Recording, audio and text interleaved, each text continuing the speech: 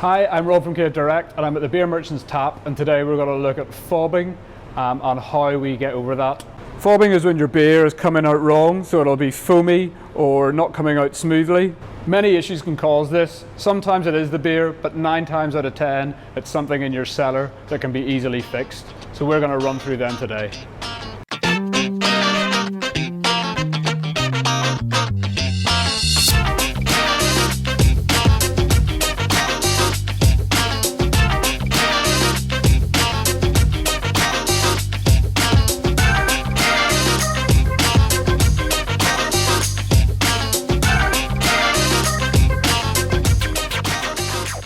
The first check is to see if it's more than one line.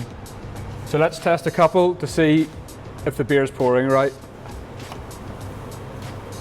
And as you can see, something isn't right here. So we'll go into the cellar to take a look. Loads of things can cause your beer to fob. The first thing we're going to look at today is temperature. So when your beer gets too warm, your yeast gets excited and it starts to foam up. So you want to see if your beer is kept in a good, cool environment. We get so many more call-outs during the summer. As the beer heats up, it gets more lively and the beer starts to fob. So we're in the cellar fan's been on, it's 12 degrees in here, so we know that temperature isn't affecting the beer. Next up, we want to check the gas to see if the gas is full. You can do this by checking the gauges. You can see here that there's gas in the valves, whereas in this one, there's no gas. So if there's no gas, just change the canister. Now we're going to check the cooler to make sure it's running at temperature. Coolers run at around 0 or below degrees. This makes sure the beer is coming out nice and cold and not getting too excited and fobbing. If your cooler isn't running to temperature, it's worth checking the vents.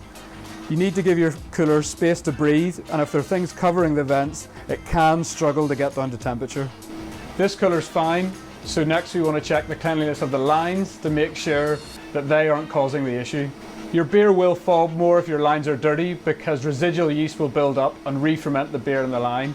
So it's really important that you make sure your lines are cleaned all the time, once a week, to make sure fobbing issues don't reoccur.